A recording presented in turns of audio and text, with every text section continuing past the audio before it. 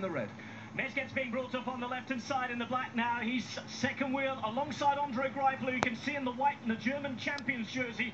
Last kilometre, ultimo kilometro for everybody here in Castiglione della Pescaia. Finally, it is going to be a sprint. We've been waiting for one since Jenna on the Giro d'Italia. All the big boys are there. Who is going to take it as we look at Viviani, who's way down, bunched out at the minute. Can he get on the right wheel to look at the front? Here is Heinrich Hauser on the left-hand side, making sure he hits it. Modolo well positioned as well on the wheel of Andre Greipel. Who's going to go first there as Greipel is being led out now by Greg Henderson in the red in the centre. It's Hausler who wheels off on the side. He won't contest it. It's going to be Greipel against Modolo, the first to fly. Lobato on the left-hand side in the navy blue is making his case as well as Matthews and Viviani also appear. All the big guns are here. Oh, and their riders down. Riders down on the running, but in the meantime it's Greipel on the right-hand side who's going to lead it out. Greipel in the white going towards the line. He has the power. Can he hold on? It is Greipel who's going to take it. A big win for the German champion in that tricolor jersey. Andre Greipel is there.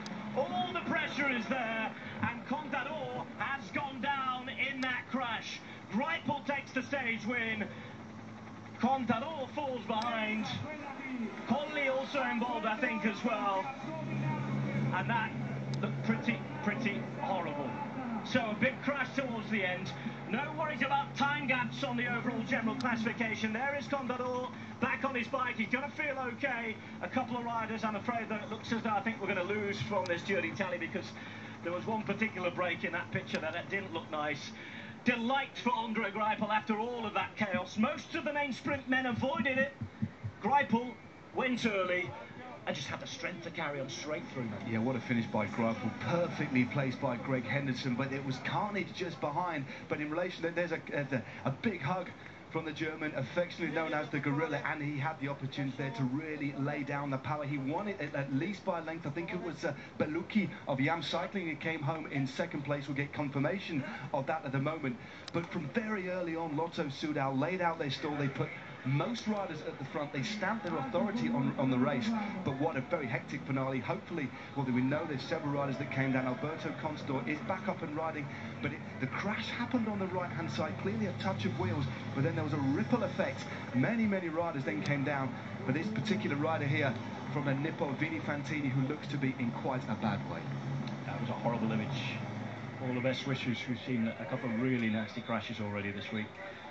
Andre Greipel taking his win. Of course, that's not something, again, we want to dwell on too much. In the meantime, CCC Sprandi riders caught up. Alberto Contador, from the outset, looks to be okay. Yeah, I'm just trying to look at his jersey. I think he'd managed to slow down before he was brought off. There's hardly any scuffs on his jersey or shorts that we could see, and the fact he looked pretty sprightly when he got back on his bike would indicate to me, as see confirmation of the win there, that he's okay.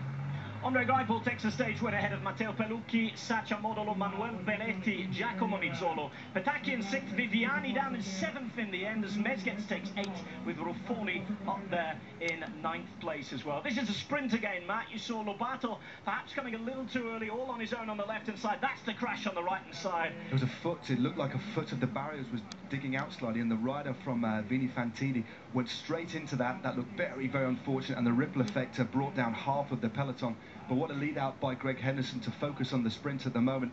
Tom Bonen was in the mix, and this is the point that the Gorilla hit the front. But look at the power, look at that style there, looking straight down. That big grimace as he tries to press on as hard as he can, but Pellucci was finishing very fast, didn't have enough. So as the German national road champion, quick glance over his shoulder, he realizes there's enough space. Big broad smile, punches the air. Andre Greipel, the winner, stage 6. Polish champion about to finish, just getting over the line. Of course, same time for everybody. This looked a horrific injury. I think it's possibly Pierpaolo De Negri didn't really get a full look at the number. This is where it will have happened. Left-hand side, just keep an eye out.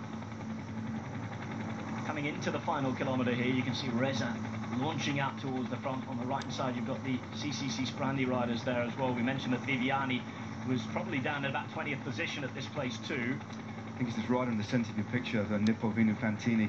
He's riding at about 20th at the moment. On the left-hand side, we see Modolo going. while Henderson is actually, Modolo has to go. Well, it's not, Modolo is actually being led out. So Modolo now sat next to the rider Mizgets. So Mizgets riding on the wheel of Tom Bonan. But what a lead out by Henderson there. That's a stray arm or something. That is horrible, horrible. I can tell you it's Daniele Colli, their sprinter, who's gone down. The number 1, 2, 4. Very, very nasty. And again, spectators just perhaps getting a little too excited. I'm sure there was no harm meant, but not really aware of how close those riders were going to come to the barriers.